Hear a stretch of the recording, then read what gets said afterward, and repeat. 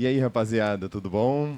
Como é que estão? A Camp Jovem, Regência, vocês estão bem, né? Pastor, tá bem? Opa, maravilha, uma alegria estar aqui com vocês. Está sendo maravilhoso ver essa moçada junta, adorando, louvando ao Senhor. Que bom, nós estamos felizes de tê-lo aqui conosco, Pastor Venê, Pastor Madison aqui conosco também, cadeira cativa, Só né? Só bênção, meu irmão. Só bênção, pastor. E a chuvinha? Tranquilo, né? Ela veio para trazer paz, tranquilidade e mais fé pra gente. A gente está pedindo a Deus, a gente está ao ar livre aqui. Estamos no ar livre. Olha clamando ao Senhor. Olha para que que cenário tudo maravilhoso, né? Isso. Joe, como é que tá o Acamp, Regência? Só alegria. Bom demais, né? Poder estar aqui reunido, adorando a Deus, louvando a Deus e estar mais próximo dele, junto com os nossos amigos. Ok, agradecemos aí o Arthur e a Aline. Eles vão estar correndo aí pelo Acamp, tá certo? Para você poder participar do nosso sorteio e também participar do estudo da lição da Escola Sabatina, que já é o tema 3, ok? Nós vamos entrar no tema 3. Mas só recapitulando, Arthur e a Aline já deixou bem enfático ali as nossas redes sociais, tá Não certo? esqueça, não esqueça de seguir, compartilhar, curtir, @podcastpdc, que é no Instagram. Provavelmente você está assistindo a gente no YouTube aí, podcast Código-Chave, ok? Que é no YouTube. A gente também tem o link que a gente tem aí para você participar da nossa comunidade no WhatsApp, para você participar conosco com perguntas, sugestões, não é isso, pastor? Com bastante opinião ali na nossa comunidade também. Sempre prontos a ouvirmos. E receber conteúdos também Isso aí. pelo WhatsApp ali, tá certo? Estamos em áudio, pastor Venê, no Spotify também, tá certo? Vai depois, esse episódio aqui vai depois, tá Opa, certo? maravilha. É Muito bom que bom. alcança mais gente. Esse é o nosso objetivo. Esse é o intuito. Que a palavra de Deus alcance muitas pessoas, tá certo? Então agradecemos a todos que estão aqui ao nosso redor, participando, a todos que estão aí de forma virtual também participando conosco também, tá? Eu vou pedir ao pastor Madison que faça a oração para que a gente comece o estudo da palavra de Deus, da lição. Então vamos orar. Querido Deus, muito obrigado pela oportunidade que temos de mais uma vez compartilharmos a Tua palavra e podermos estar estudando parte da Tua palavra, estudando o livro de João, de termos a certeza de que o Senhor enviou o Seu Filho com propósito de salvação. Abra nossa mente, nosso entendimento, alcance cada um dos Teus filhos, cada um que está nos vendo, nos ouvindo. Cada um tem as suas necessidades, que a Tua palavra nesse momento possa alcançá-los, possa levar vida, esperança, paz e a certeza de que temos um Deus que está cuidando de cada um de nós. Amém. Pedimos a Tua bênção por Jesus. Amém. Amém. Ok, isso aí. Mas antes disso, vamos perguntar aqui ao nosso pastorzão, pastor Venê, como que o senhor entrou no Ministério Jovem? Como que caiu no seu colo essa oportunidade? Diga para nós, pastor. Eu sempre trabalhei com o Ministério Jovem na igreja local. Então, fui diretor de jovens já aos 13 anos de idade. 13 anos. E aí cresci envolvido no Ministério Jovem. Quando eu estava no colégio, me formando, o primeiro chamado que eu recebi foi para ser já departamental de jovens. Eu não aceitei porque eu queria experiência de pastor distrital. Aí eu comecei meu ministério aqui em Baixo Guandu. E fui pastor ali 2 anos, 2 anos depois... Só um detalhezinho aqui, já o senhor começou com 13 anos, não vou falar a sua idade, mas eu lembro do pastor Venê em Baixo Guandu, quando tinha o Clube dos Gravadores, né? Eu era menininho ainda, viu? Vê como ele envelheceu, né? Não tenho culpa que ele envelheceu dessa jeito. Olha esse conflito de informações aí. Mas É muita coisa. Vocês se resolvam. E aí, de lá para cá, no ministério, depois de 2 anos em Baixo Guandu, eu fui nomeado aqui na Associação Espírito Santense, era uma só, todo o estado, como departamental. Daqui eu fui para o Nordeste, lá trabalhei 2 anos. A maior parte do meu ministério foi em Dá São licença. Paulo. O senhor veio antes do pastor Silas? Não, Silas veio depois de mim, bem depois. Pastor, eu posso julgar a sua idade. O Silas eu mandei para o colégio fazer teologia. Mentira. É. Mas o senhor tem um rostinho de novo, pastor? Quando a gente é bem amado, é assim. Tá explicado. Tá explicado. Continue, então. E Desculpa. aí, depois, a maior parte do meu ministério foi em São Paulo. De São Paulo eu vim para o Rio, do Rio para a União, onde eu já estou há 7 anos agora, completando 7 anos de trabalho.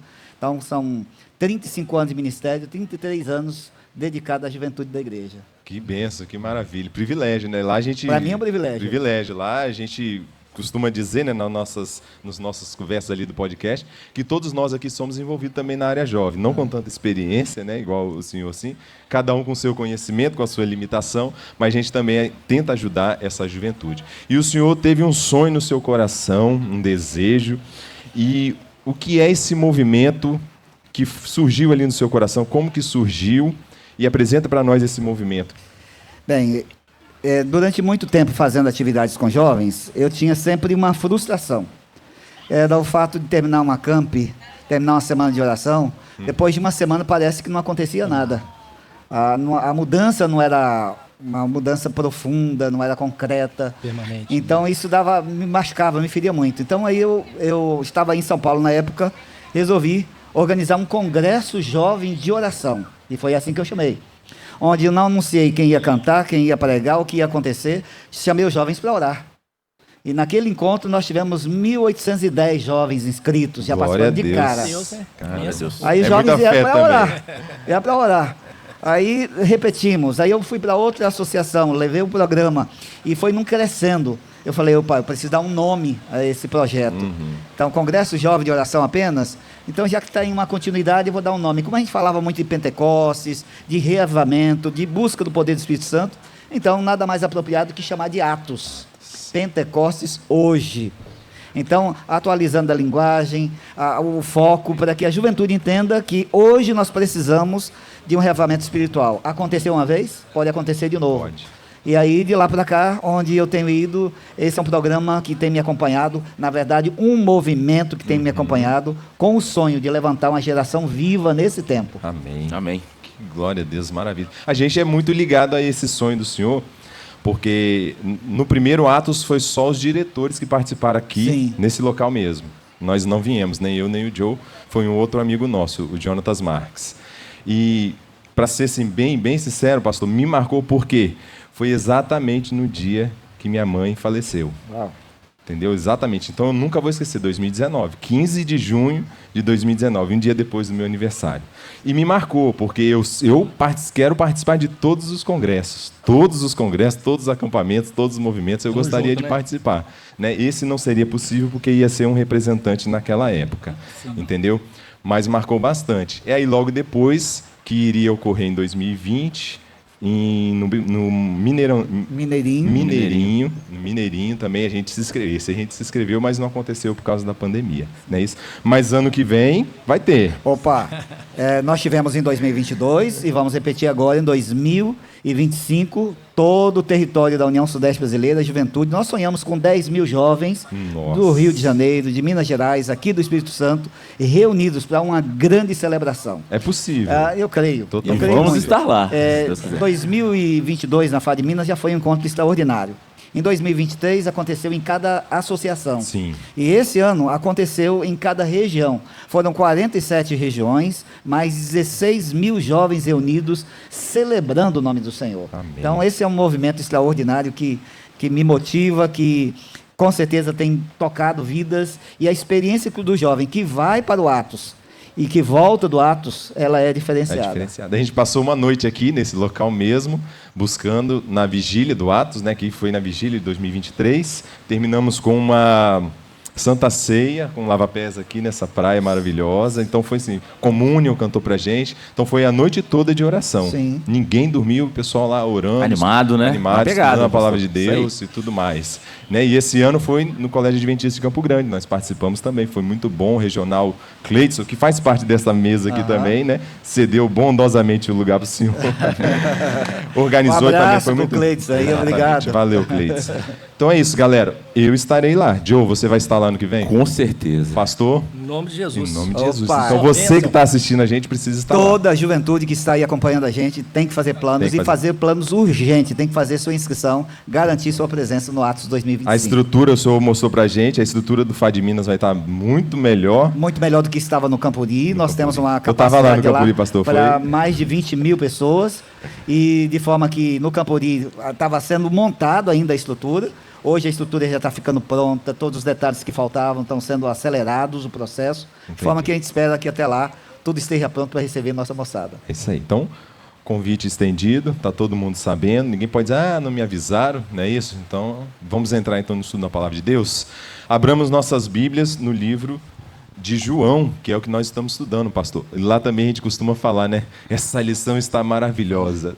Todo sábado, na nossa Maranata Class, a gente fala, essa lição, olha, está imperdível, todo sábado. E é esse sábado também. Perfeito. As edições elas estão acontecendo para que esse estudo da lição ele seja maravilhoso e a gente tenha um crescimento. E o que eu gosto de ver é a juventude estudando a Bíblia com profundidade. Nós não estamos na superfície, não. Estamos indo fundo nesses assuntos. É o que a gente fala lá também na nossa unidade. Não adianta eles irem lá e ouvir o que nós, como professores, temos a dizer, se eles, por eles mesmos, não buscarem, não cavarem profundamente as verdades da palavra de Deus. O nosso orador hoje aqui, o pastor Manolo, disse que repetir ou apenas ficar ouvindo aquilo que os outros dizem é comida mastigada. Né? Então, nossa juventude tem que ir lá fazer o alimento. O próprio alimento, exatamente. Então, eu queria destacar só 2 versos desse capítulo 3 que nós vamos começar a estudar. O capítulo 2 está bem fresquinho na nossa mente, que a gente estudou agora de manhã, né, pastor? Foi muito bom também.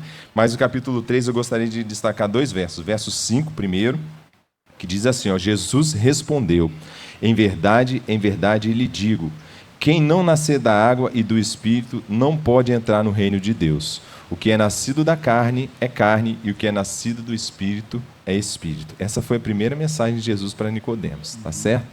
E aí depois ele vem com o verso áureo da Bíblia, João 3,16, porque Deus amou o mundo de tal maneira que deu seu Filho unigênito para que todo aquele que nele crê não pereça, mas tenha a vida eterna. O verso áureo da Bíblia, né, assim a gente sabe que é impactante, mas essa primeira mensagem de João, falando que Jesus reproduziu ali, né, ele reproduziu o que Jesus falou, que era necessário nascer de novo. Nós vamos ver aqui dentro do contexto por que Jesus falou aquilo dali para o nosso amigo Nicodemos, tá certo? Vamos discorrer um pouquinho mais sobre isso. Vamos para a tirinha, então? Abre aí suas lições. O pastor está com seu... Pastor moderno, hein, pastor? Está avançando gerações.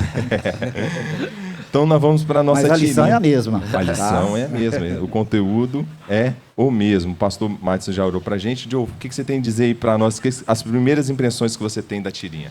Vou ler a tirinha, né? Talvez alguém não tenha acesso aí. E aí está falando assim, ó, Jesus falando para Nicodemos. É necessário nascer de novo, conforme a gente já leu aqui no capítulo da semana. E aí, o pensamento aqui, né? Jesus acaba de alugar um triplex na minha cabeça. Muito e aí, bom. como é que a gente faz para poder nascer de novo? Nicodemos bugou nessa hora. Bugou. Aqui, pastor, olha o que eu escrevi. Nicodemos bugou. Jesus entrou na mente de Nicodemos. Os olhos arregalados assim, nascer de novo, como Mas assim? como assim? Mas como assim? Exatamente. E eu vou falar assim, desde, né, a gente é sempre... eu sou adventista de berço e a gente sempre tem feito essa leitura da Bíblia. E não foi só na cabeça de Nicodemos que Jesus entrou, não, tá? Ele bugou a minha cabeça também. E eu sempre ficava em dúvida assim, né? Como que a gente pode nascer de novo?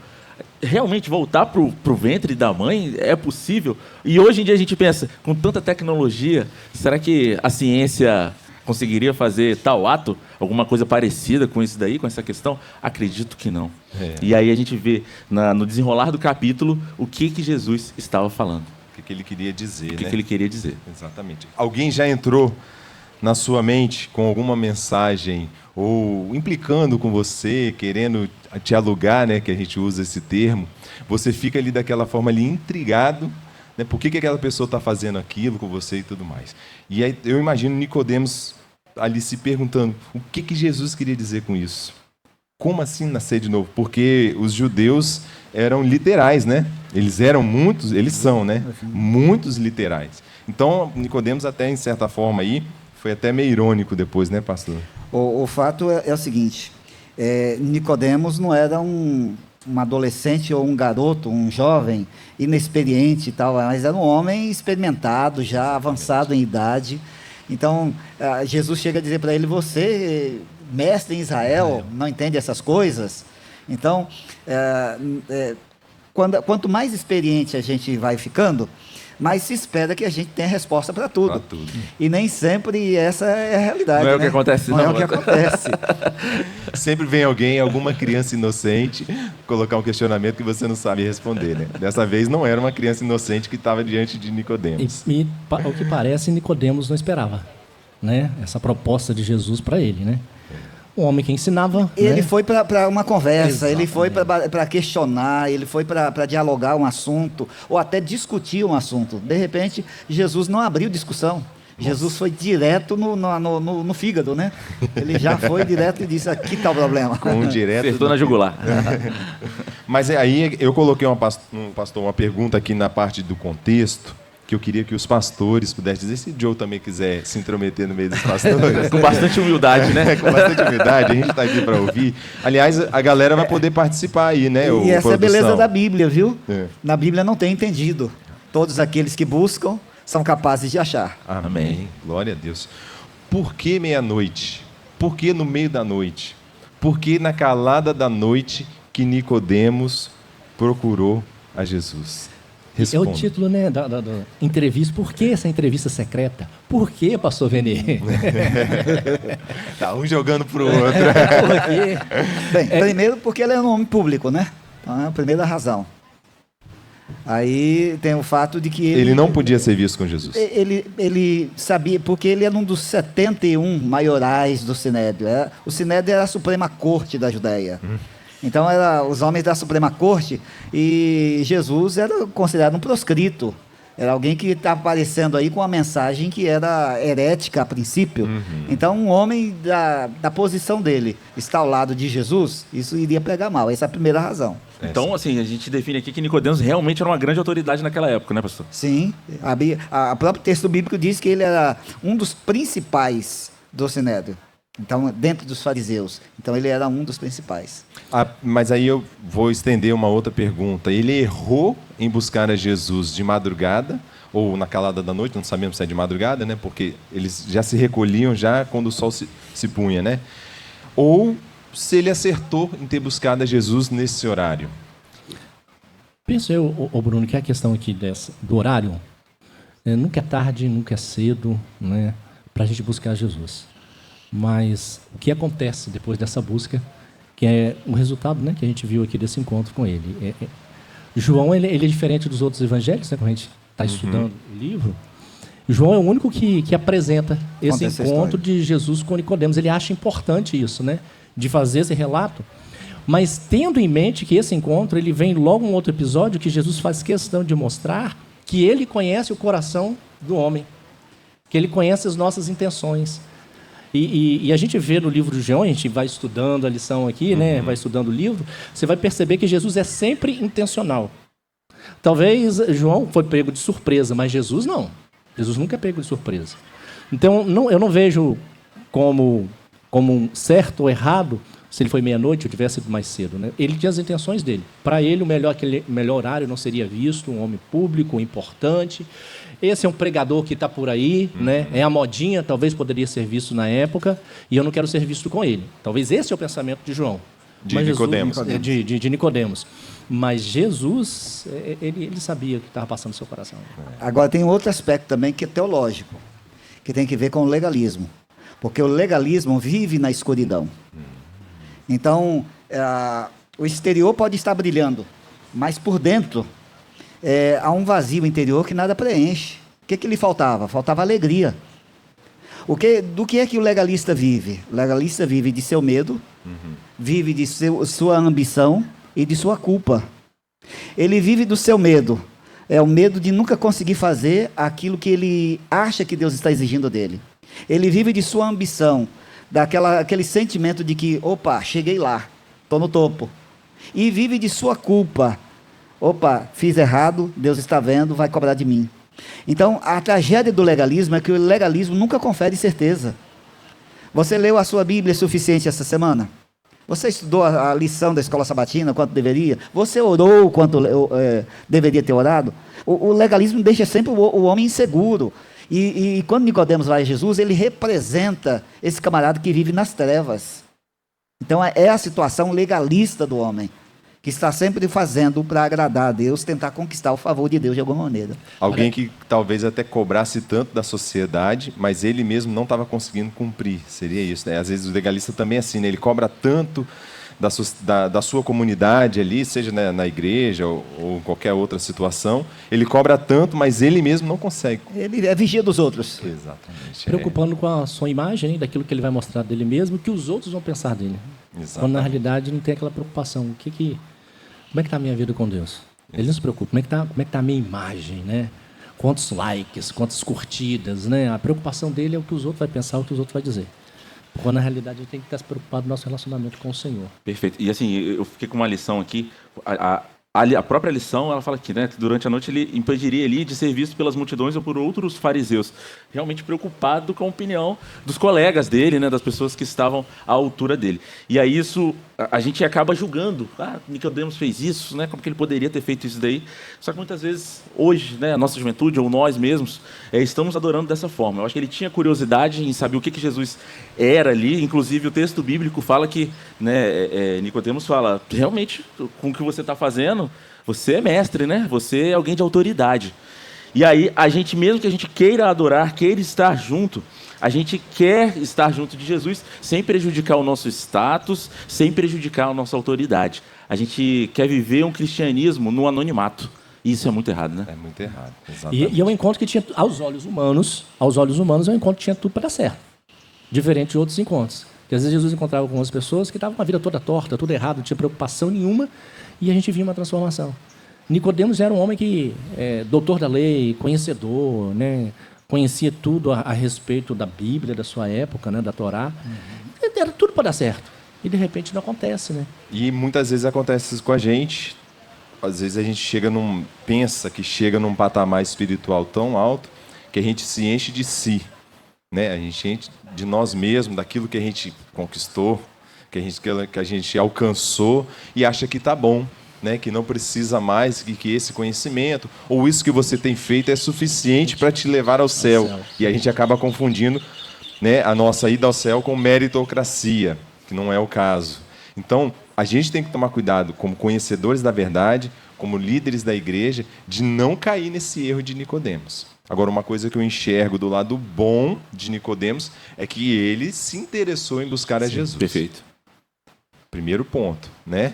Quais eram as suas intenções, nós vamos discorrer ainda um pouquinho mais aqui, né? Mas esse primeiro passo que ele precisava conhecer, porque aí, já entrando aqui no Compreenda, na parte de segunda-feira, ele mesmo reconhece, Senhor, a gente sabe que se o Senhor é profeta, porque ninguém faz o que o Senhor faz se não for da parte de Deus, né? E olha que nos registros, pelo menos de João, tinha pouca coisa que Jesus tinha feito. Né? Mas imagina o que Nicodemos tinha visto para já reconhecer Jesus como algum profeta da parte de Deus. Dá a entender que ele estava estudando e comparando o texto bíblico com o que Jesus estava fazendo. Disse, peraí, será que é mesmo? Está acontecendo alguma coisa aqui, né? Alguma coisa está não é normal. Não é normal. Né? Eles tinham como parâmetro o João Batista, né? Mas Jesus, ele veio e revolucionou. Fala, pastor. O interessante é o seguinte, quando a gente pensa que Nicodemos ele era fariseu, a gente olha muito o fariseu de forma muito negativa. A gente acha que o fariseu era aquele hipócrita, a gente sempre avalia como um camarada hipócrita, legalista, problemático. Mas a ideia do fariseu na época bíblica, na época de Jesus, não era essa. O melhor dos homens era fariseu. Se alguém vai entrar no céu, eles pensavam, a primeira pessoa que vai entrar no céu vai ser um fariseu. A população humilde pensava dessa forma. O fariseu estava num patamar que o povo comum está no outro patamar. Porque o povo comum, sim, tinha que galgar os degraus que ele já tinha galgado. Diga-se passagem, que Paulo estava nessa categoria, a ponto de dizer assim, eu perante a lei, antes de conhecer a Cristo. Perfeito. Então, o fato o fariseu jejuava, gente, 2 vezes por semana, nas terças e quintas-feiras. Então, eles buscavam com sinceridade a Deus, eles queriam. O problema e esse é o problema da religião, na religião, o homem faz. No cristianismo, Deus faz. Então, eles estavam nesse ponto aí, sabe? Essa era a grande dificuldade que eles estavam enfrentando. Então, os fariseus enfatizavam muito a obra exterior. Mas, por exemplo, quanto da Bíblia o fariseu conhecia? Conhecia tudo. A Torá ele sabia de cor. Os saltérios, para ser um estudante de teologia na época bíblica, tinha que saber todos os 150 salmos de cor. Pergunta para o pastor. 400 leis cerimoniais. 613 leis cerimoniais. Pergunta para o pastor Matos quantos salmos ele sabe de cor. Salmo 23. Foi Salmo 23. Salmo 23. Então, ele sabia com profundidade, conhecia com profundidade. O problema não era conhecer, era quem eles conheciam. A religião se tornou um ato externo. Eles queriam aparentar, como o pastor Matos enfatizou, viver da aparência da fé, ao invés de ter uma experiência genuína com Deus. Como que funciona, então, esse novo nascimento, na parte aí do Compreenda, de segunda-feira, para Nicodemos, para os fariseus da época, para o judeu da época, e como que funciona esse novo nascimento para nós? Por exemplo, o Joe deu um exemplo aqui de que ele é adventista de berço. Talvez alguém que esteja nos ouvindo seja a mesma história. Qual foi o ponto da virada?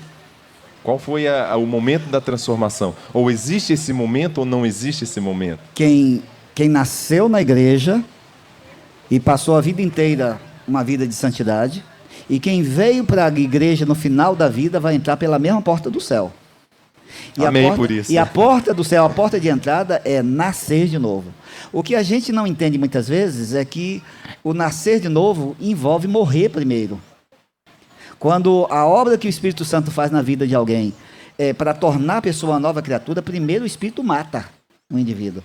Aí ele morre e ele ressuscita para uma nova vida. Então, tem que acontecer essa morte. O novo que Jesus está usando aqui é um termo. No grego, são duas palavras para falar do novo. A primeira palavra é palim. Palim significa refazer o que foi feito. Isso é fazer de novo. Então, seria uma primeira palavra. É refazer aquilo que foi feito. A outra palavra é anoden. Essa palavra, ela significa refazer o que foi feito. Da mesma forma, a diferença é que só quem fez primeiro pode refazer. Então, essa segunda palavra. Então, e a palavra que Jesus usa quando fala em nascer de novo. Então, não é uma obra que o homem possa realizar. Não é você que refaz o caminho. Você levou uma vida errada. Mas talvez por agora isso, você vai corrigir? Talvez por isso Nicodemos falou então de voltar para o ventre da mãe, porque foi a mãe dele que fez ele. Fez todo o processo. Agora tudo faz sentido. Todo o processo. Aí não é a palavra que Jesus está usando. A palavra que Jesus usa diz, é uma obra que quem fez a primeira vez tem que fazer de novo. Entendi. Em você. Então é uma obra sobrenatural, é uma obra que o Espírito é que realiza, e quando o Espírito faz essa obra, primeiro ele mata para depois ressuscitar. Eu ouvi uma coisa dessa, para um homem que já era considerado salvo, não só por ele, mas pela comunidade, né, que ele frequentava. Não era fácil ter essa mudança espiritual. Né? É difícil, às vezes, para todos nós, a gente entender que precisamos ser mudados todos os dias. Né? Eu fico pensando, é claro que você tem que pensar em si mesmo, olhando para Nicodemos. Com certeza. O que eu preciso morrer? O que precisa morrer em mim para que Cristo nasça, para que eu nasça novamente e Cristo me faça uma nova criatura? Beleza. Mas olha quantas coisas Nicodemos precisava deixar. Aí vou aqui lançar um paralelo com um ateu. Não é fácil para um ateu voltar a crer em Deus. Ou se ele creu algum dia, ou se nunca creu, começar a crer. Não é fácil. Alguém de alguma outra religião em que ele está desde criancinha ali, 40 anos, é pastor de uma outra igreja, agora ele precisa deixar esses conceitos dele, morrer, porque ele conheceu a verdade absoluta da palavra de Deus. Não é fácil. Então eu imagino que para Nicodemos também receber essa mensagem de Jesus não foi muito fácil, não.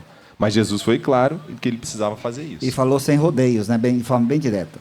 Igual o pastor de hoje de manhã no sermão. Sim, direto e objetivo, né? Na mentalidade farisaica, a salvação é uma troca. E Jesus apresentou que a salvação é um presente. Entendi. Então, esse é o conceito. Não é algo que você faz, é algo que você recebe. Entendi. Então vamos passar adiante, nosso tempo está correndo, né? Vamos no comente aí, que é a parte de terça-feira, falando sobre a origem e o objetivo do Evangelho.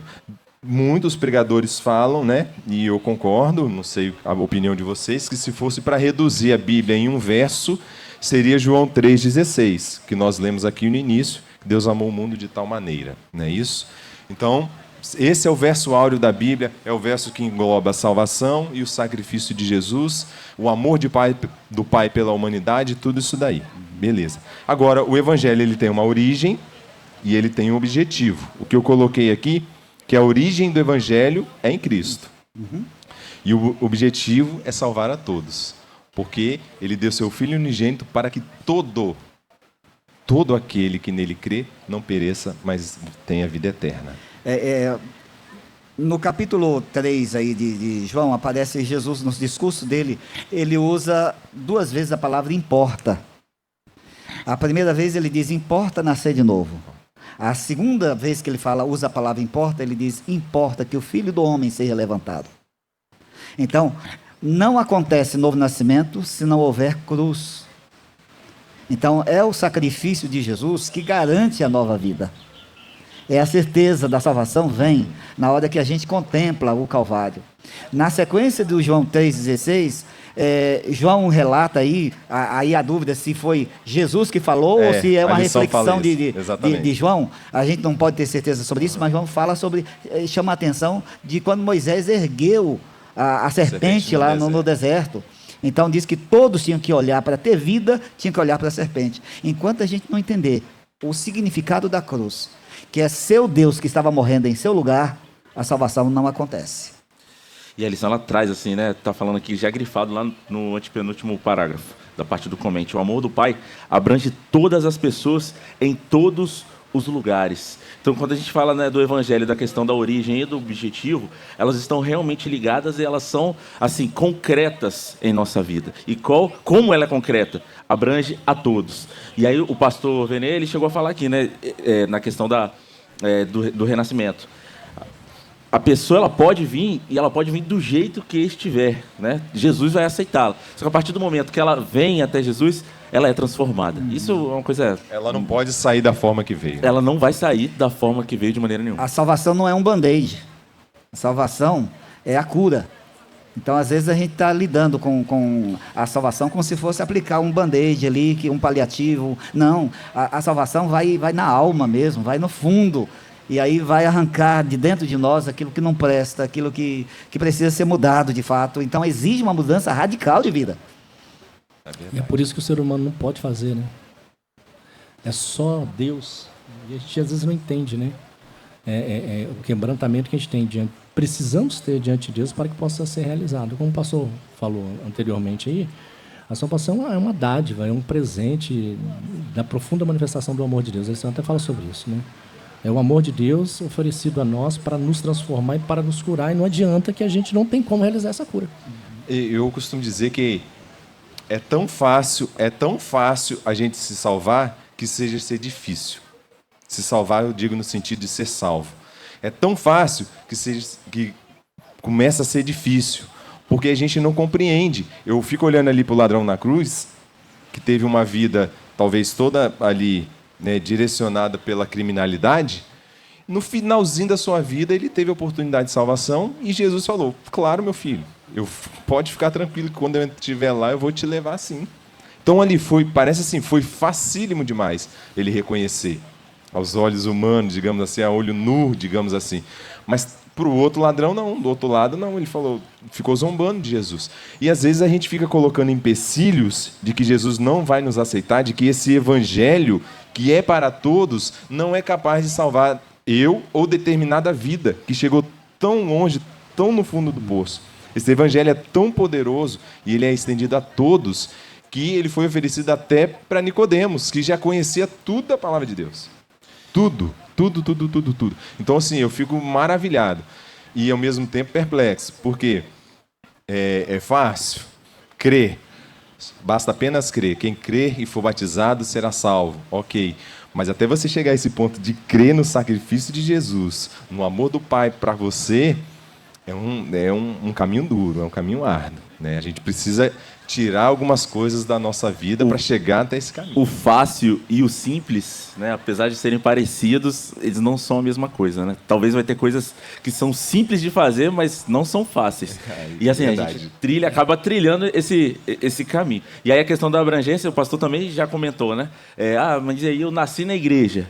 E aí o ladrão se converteu aos 49 do segundo tempo. Então a gente vai para o mesmo, em tese, né? Caso, né, eu nasci, a mesma porta. A gente vai entrar na mesma porta, pastor? Mesma porta. É injusto isso?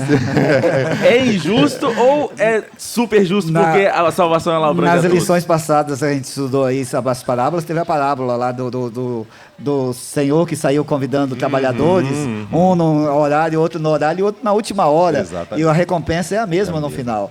Porque Deus é soberano. E na sua soberania ele concede presente a quem ele quer, da forma que ele quer. É de fato assim... absurdo a gente ver um Manassés entrando pela mesma porta. Imagina Isaías. Isaías. Imagina Isaías. O que você tá fazendo aqui, jogador? Dá de cara com o Manassés. Isaías e Manassés, Estevão e Paulo. Exato. Então, é a graça, é aí que está a graça. Mas olha, João 3,16, gente, é de uma profundidade tão grande, porque João 3,16 resume a Bíblia. Dizem os estudiosos que se a gente perdesse a Bíblia inteira e ficasse só com um verso, nos bastava João 3,16. Porque Deus amou o mundo de tal maneira que deu seu Filho unigênito. Eu queria usar essa palavra aqui, destacar. Unigênito, Filho unigênito. A palavra grega que é usada aí é monogenês. Só estou aproveitando aqui e esbanjando meu grego aqui. É para isso mesmo que o senhor Tá gastando, pastor. Gastando. Essa palavra, que nós temos a tradução na Bíblia de unigênito, dá a ideia de que é o primeiro gerado.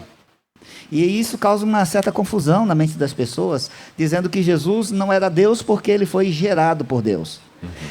No Evangelho de João, 5 vezes João usa essa palavra. Eu anotei aqui para não esquecer. Sim. Em João 1,14, João 1,18, João 3,16, que eu estou me referindo, João 3,18 e 1 João, capítulo 4, verso 9. 5 vezes ele usa a palavra monogenês. Não é para falar de distinção de geração como nós conhecemos. Significa que é uma relação de intimidade entre pai e filho. Ele é da mesma espécie. É para dizer que ele é usado para dizer que ele tem o mesmo DNA de Deus. Então, ele é Deus. Então, Deus enviou o seu filho, que é Deus, para poder pagar o preço de nossa salvação. Gente, a hora que a gente compreender isso, a gente tem que passar horas e horas meditando nisso, para ver a profundidade e a riqueza disso, e aonde o amor chegou. Se não fosse a cruz, a gente jamais saberia quanto Deus nos ama. A cruz mostra que nós somos o objeto mais precioso do amor de Deus. E eu, assim, com todo respeito ainda, pastor, com todo respeito, eu ainda vou complementar mais que o senhor falou que... Você vai complementar o com pastor todo respeito, com todo respeito. Por favor, Jô, o evangelho está ao alcance de todos, Jô. Vai lá, com todo Joga respeito. duro aí, Jô. É que o pastor falou que João 3,16 resume a Bíblia.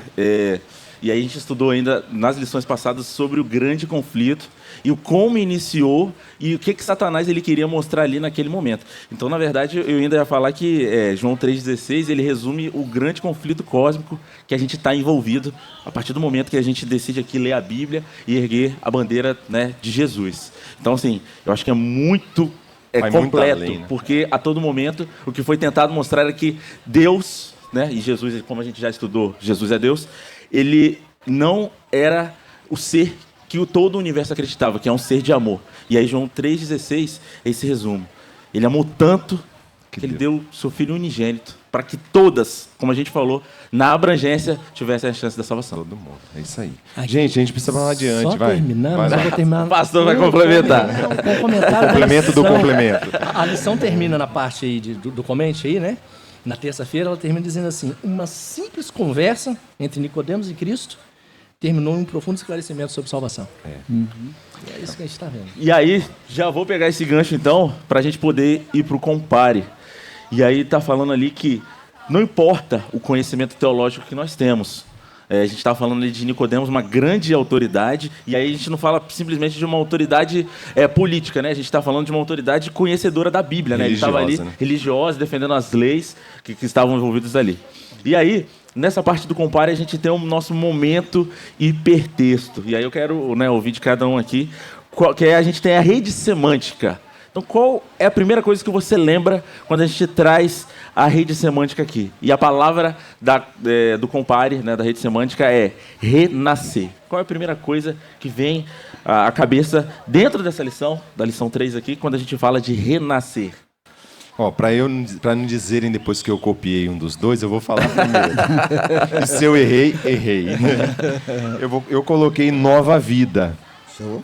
Nova vida porque, em cima do que o senhor falou, né? Precisa ser novo, mas algo que já existe, né? Ou que já existiu ali. Então, nova vida. Precisa andar em novidade de vida a pessoa que renasce. Foi isso daí que eu coloquei. Pastores? O que vem à mente? É ser criado novamente, né? Eu não vou falar nem ser recriado, né? Mas ser criado novamente. Como? O texto que me veio à mente foi João 17, verso 3. João 17, verso 3 diz: e a vida eterna é esta, que te conheçam a ti como único Deus verdadeiro, e a Jesus Cristo a quem enviaste. Então, conhecer com profundidade quem é Jesus. Então, não há uma nova vida, não há um reinício na nova caminhada se você não conhece profundamente quem é Jesus. Eu posso falar muitas coisas sobre Lula. E eu posso dizer, eu conheço o Lula, eu sei que ele é presidente do Brasil, eu sei que ele não tem o dedo mindinho aqui da mão esquerda, eu sei que ele foi metalúrgico, eu sei que ele ficou viúvo, casou de novo. Eu sei coisas, mas eu nunca vi Lula pessoalmente, eu nunca falei com ele. Então, eu não posso dizer que eu conheço de fato o Lula. Então, às vezes, a gente tem um conhecimento superficial com Jesus e diz que o conhece. A vida eterna é esta, conhecer Jesus com profundidade. Quem ele é para você? Como já escreveu o pastor Bulhon, conhecer Jesus é tudo. Pronto, né? tá dito. Joe, você colocou o quê? Eu coloquei aqui reformado. E renascer é uma questão assim, interessante, porque através, né, da rede semântica que eu coloquei de reforma, o pastor Vene também, né, comentou sobre isso daí. A gente pode reformar, pegar já um prédio lá, né, que está dentro do terreno, a gente vai consertar ali a parte interior, talvez a parte exterior, e legal. Só que tem como, eu não sei nem se isso pode ser chamado de reforma, mas jogar o prédio abaixo, pastor, e construir tudo de novo. E eu acredito que o que a gente está falando aqui seja sobre essa reforma. Destruir tudo, limpar, renovar. E aí, assim, você pode renascer. Tem um exemplo na Bíblia tem um exemplo do vaso, né? Quebra minha vida, faz de novo. Sim. O novo para Deus não é o velho mascarado. Porque às vezes Anota. Só frase de Anota. efeito. Porque às vezes nós temos essa ideia de que o novo é o novo Fiat Uno. É o novo que dá uma mascarada lá, muda o visual, muda a aparência e continua sendo o mesmo carro. Então, o novo para Deus não é esse velho. Quando Deus promete realizar algo novo, nós estamos falando de um Deus criativo. De um Deus que de fato realiza algo novo. Ele pega aquilo que não para ele, refaz. Vou colocar é aqui a também, obra refaz. que ele refaz. Então é a obra completa. Então a sua palavra é profundamente adequada para despertar essa discussão. Porque às vezes a gente pensa que é uma reforma, como fosse dar uma pintura nova na sala dos jovens.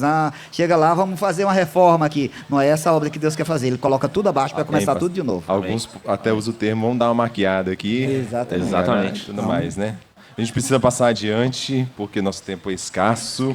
Vamos entrar na parte de compartilho, pastor Madison. O testemunho de João Batista, aí já, né, o João no capítulo 3 ali já entra num outro assunto, que tem alguma coisa a ver também. Ele termina com o seu testemunho interessante, que o capítulo 3, como todo o livro de João que nós vamos ver, né, estudamos até aqui o capítulo 3, ele tem um único propósito, é revelar Jesus como o nosso Deus e nossa única fonte de salvação. João, aqui no capítulo 3, dá uma passagem rápida, né? Ele só menciona, João ainda não havia sido preso, né? Só faz esse comentáriozinho rápido, mas aqui ele envolve todo o propósito do livro de João, talvez se resume aqui, né? Um verso áureo de João 3,16, dizendo quem é Jesus e qual era o propósito dele nessa terra, que é um propósito de salvação, né? Como o Filho unigênito, único da espécie, né? O mesmo DNA de Deus. E João, ele testemunha de um Deus, que é Cristo Jesus, que havia feito um chamado para ele, e ele prepara, né? Ele prepara esse terreno para esse Deus agora poder expandir salvação. Algumas frases de efeito são ditas. O pastor gosta de uma frase de efeito, pastor Venê, né? Algumas frases de efeito aqui foram ditas já, né, nos capítulos que nós estudamos. Interessante que tem um pregador evangelista na nossa associação, ele falou no evangelismo na nossa igreja de que as grandes revelações de Jesus foram feitas a pessoas, foi pessoalmente. João 3,16 não foi dito em público, no sermão da montanha, por exemplo, foi dito a uma pessoa, entendeu? E aí uma frase de efeito também é usada ali por João Batista, né? Importa que eu diminua, para que ele cresça. Eu uso isso com o meu filho, né? Quando alguém me chama para alguma coisa, não, pode chamar meu filho, chama o Cauã, importa que eu diminua para que ele cresça, né? Para dar oportunidade também. E João Batista tinha esta noção. Qual era o propósito dele e qual era o propósito de Jesus. Não é, pastor Venê?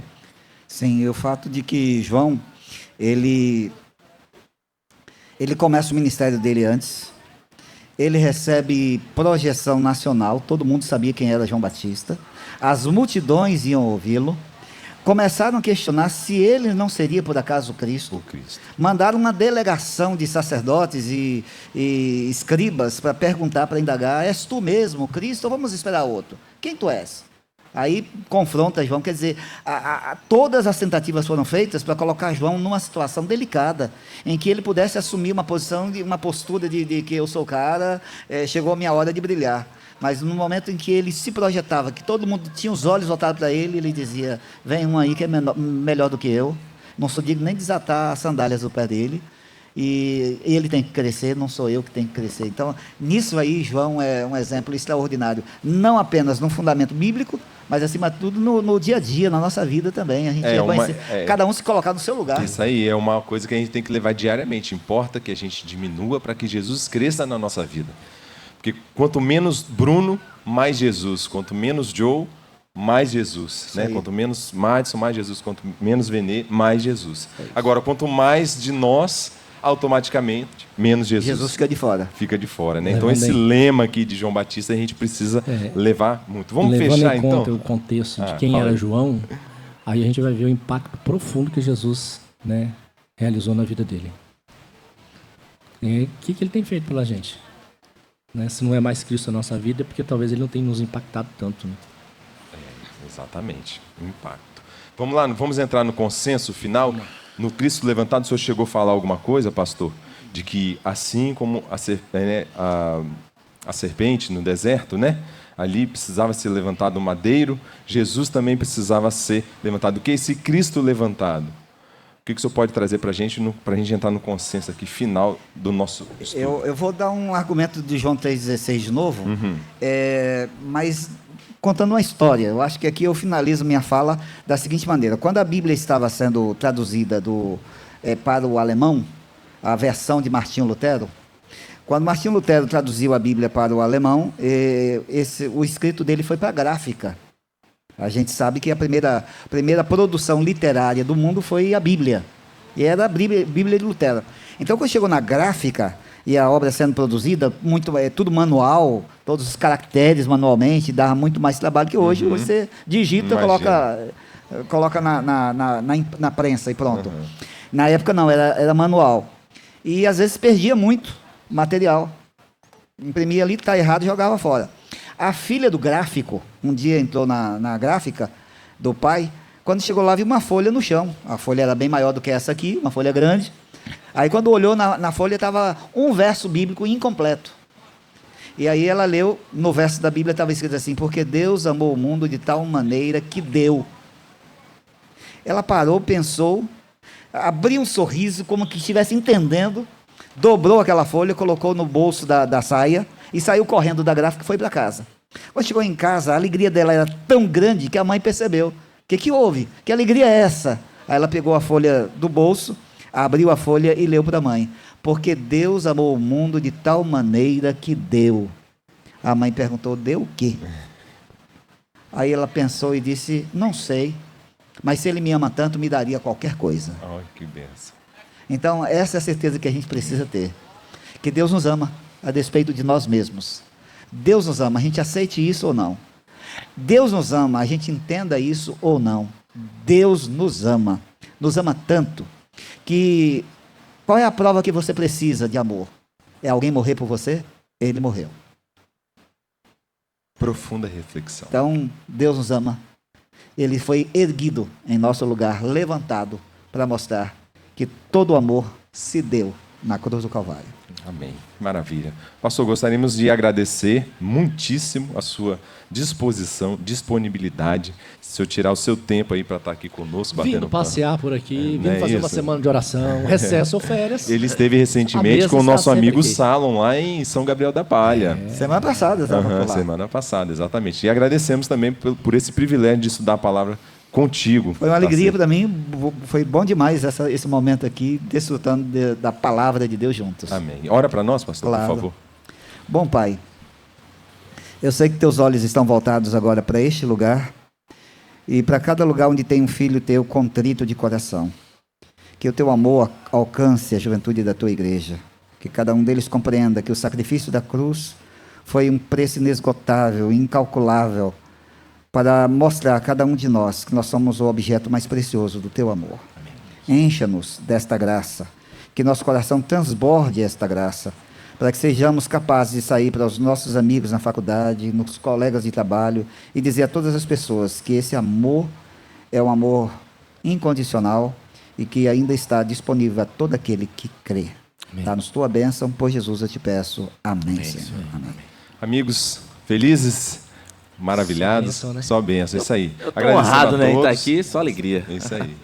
Agradecemos a todos também que estão participando conosco através dos nossos canais, tá certo? No YouTube, no Instagram também. Lembra também, depois você vai estar lá no Spotify, esse áudio para você poder ouvir no carro. Participe da nossa comunidade, entra aí no link aí para você participar com a gente e receber também conteúdos durante a semana. Marque a gente na rede semântica, na quarta-feira, ali, quando você for colocar uma palavrinha, marque a gente também, tá bom? Lá no Instagram.